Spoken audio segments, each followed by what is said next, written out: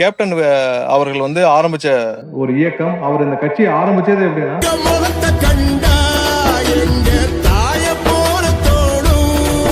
திமுக போன்ற ஒரு சமூக விரோத ஒரு அரசை அகற்ற வேண்டும், ஒரு ஊழல்வாத அரசை அகற்ற வேண்டும். இவர் அப்படித்தான் எல்லாருமே ஊழல் ஊழல் ஊழல் எங்கும் ஊழல் வேண்டும்.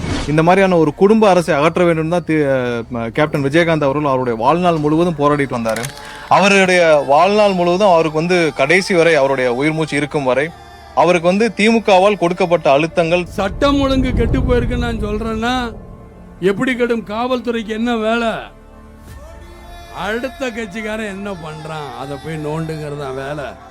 அண்ணே அந்த வீட்டுல கொள்ளு அதெல்லாம் பார்க்க நீ போயா, விஜயகாந்த் கட்சியில யாரும் வர்றான்னு பாரு. அவருடைய அரசியல் வாழ்க்கையை முடிக்கிறதுக்கு திமுக வந்து அவ்வளவு ஆவர்த்தனங்க செஞ்சாங்க. அவரை வந்து அவருடைய வாழ்க்கை முழுவதும் அவர் போராடி எதற்காக யாரை அகற்ற வேண்டும் என்று போராட்டினார்களோ, அவருடைய கூட்டணி வச்சது வந்து அவருடைய தொண்டர்களும் அவரை நேசித்த மக்கள் யாரும் அதை ஒரு பொருட்டு கூட ஒரு நாள் கூட ஏற்றுக்கொள்ள மாட்டார்கள்.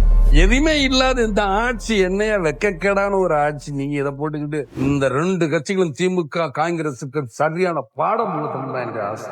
பொய்னா பொய், எங்க அப்பே குதிரைக்குள்ள இல்லைங்கிற பொய். இவர் எப்படிப்பட்ட பெரிய பெரிய துரோகிங்கிறதுக்கு ஒரு எடுத்துக்காட்டு தான். உங்களுக்கு டிவியை கொடுக்குற மாதிரி கனெக்ஷன் சார்ஜ் எல்லாம் அவர் வாங்கிட்டு போயிடும். இதான் உண்மை மக்களை. கனெக்ஷன் யார்கிட்ட இருக்கு சொல்லுங்க?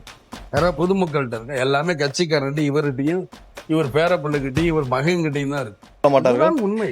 ஒரு விஷயம் என்ன பார்க்கணும்னா, இவங்க எல்லாம் வந்து இன்னைக்கு கட்சி ஆரம்பிச்சிருக்காங்க, இந்த கூட்டணி வச்சிருக்காங்க. முன்னாடிலாம் கட்சி ஆரம்பிச்சா ஏதாவது மக்களுக்கு நல்லது செய்யணும், ஏதாவது செய்யணும்னு நினைச்சு ஒரு கட்சி ஒரு கூட்டணிகள் ஃபார்ம் பண்ணப்படும். இன்னைக்கெல்லாம் எல்லாம் வந்து ஒரு பிரைவேட் லிமிடெட், ஒவ்வொரு குடும்பத்தோடைய பிரைவேட் லிமிடெட் கம்பெனி மாதிரி ஆயிடுச்சு. ஸோ அந்த குடும்பங்கள்லாம் சேர்ந்து அவங்களுக்கு என்ன ப்ராஃபிட் கிடைக்குதோ, என்ன ஒவ்வொரு இடத்துல என்ன வந்து லாபம் கிடைக்குதோ, அந்த லாப நோக்கத்தோடு ஒவ்வொரு கூட்டணியும் வைக்கப்படுது. திமுக வந்து ஒவ்வொரு நாளும் சொல்லிட்டு இருக்காங்க, வலுவான கூட்டணியில் இருக்கிறோம், வலுவான கூட்டணியை வச்சிருக்கிறோம்னு சொல்லிட்டு. இவ்வளவும் இருந்தும் இன்னமும் அவர்கள் வந்து கீழே இறங்கி சென்று, அதாவது யாரை கேப்டன் அவர்களை பார்த்து பயந்து கேப்டன் அவர்களை அரசியலிருந்து அகற்ற ஒவ்வொரு நாளும் போராடிய திமுக வந்து இன்னைக்கு கீழே இறங்கி போய் அதே தேமுதிகவுடன் கூட்டணி வைத்திருப்பது திமுகவிற்கு தோல்வி பயத்தை காட்டுறது. அவர்களுக்கு போன வாரம் 5,000 ரூபாய் அறிவிச்ச பிறகும் அவர்களுக்கு நம்பிக்கை வரவில்லை, இன்றும் நம்பிக்கை வரவில்லை. இப்பவும் சொல்றோம், இன்னமும் திமுகவிற்கு தெரியும் அவர்கள் எந்த 34 தொகுதிக்கு மேல இந்த கூட்டணி தாண்டாது என்பது திமுகவிற்கு நல்லாவே தெரியும்.